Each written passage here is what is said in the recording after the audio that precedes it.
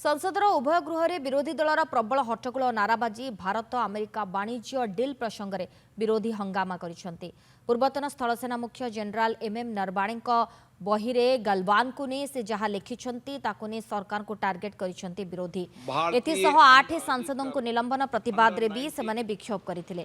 संसद भवन रो मकरद्वार निकट रे बैनर धरी प्रतिवाद करथिले। बैनर रे लिखा थिला हमको सस्पेंड करि देई परिबे मात्र चुप कराई परिबे नाही। विभिन्न प्रसंग को नहीं संसदर उभय गृहर कार्य मध्य बाधा प्राप्त होइथिबा देखिबाको मिलछि।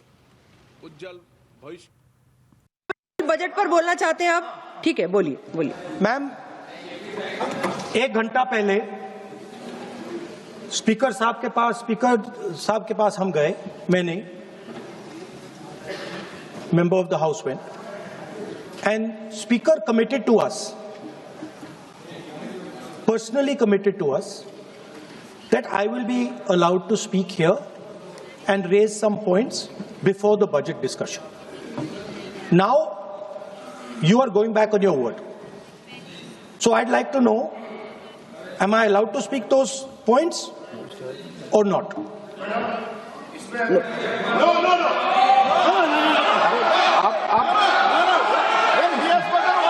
माननीय सदस्य प्लीज ना बोलो। नहीं, वो स्टूडेंट नहीं चाहते, छोड़ दीजिए, तो अपने आप कमिटमेंट ले लेंगे।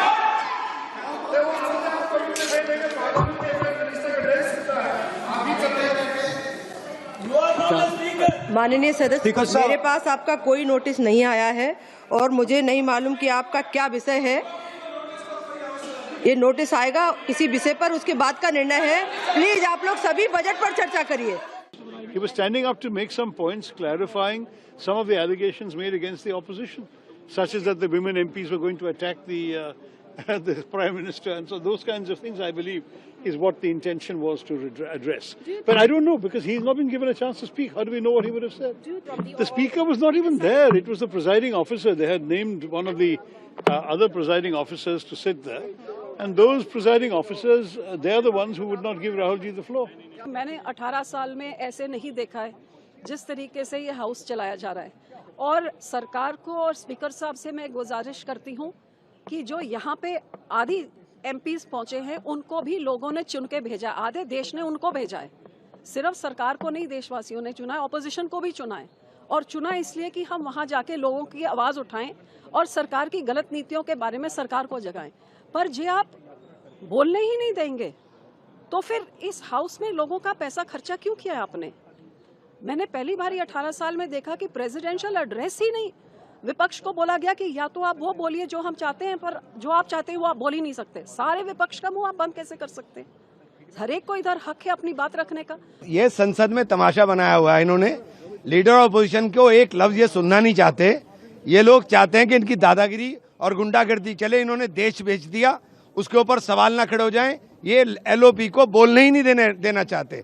हमने कहा कि आप 2 मिनट बोलने दीजिए, 2 मिनट का तो टाइम दीजिए, 2 मिनट में अपनी बात कहेंगे। इनको एलओपी से इतनी दिक्कत है, एलओपी के नाम सुनते ही इनके हाथ पैर कांपने लगते हैं और ये बोलने नहीं देते एलओपी को। कुछ भी नहीं करा। पहले क्या संसदीय कार्य मंत्री कह रहे ओके आप बोल लीजिए।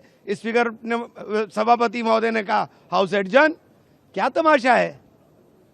ये तो ऐसा कर दिया इन्होंने कि एलओपी का नाम आते ही इनको एकदम बुखार चढ़ जाता है, जैसे एकदम हो गया कि एलओपी बोलेंगे, पता नहीं क्या बोल देंगे। You can see in this session, leader of opposition is not being allowed to speak anything in this house. You can see that the government side can say anything. With the derogative remarks, they can attack anybody, those who are not alive also. And the Honorable Speaker himself is making allegation against the Congresswomen MPs. Well, there is no space for opposition in this house at all. Whether it is leader of opposition or any other opposition leader, party leader, they are not getting any chance to speak. They are not even allowed. This is you can verify, you can check the records of this parliament, this house.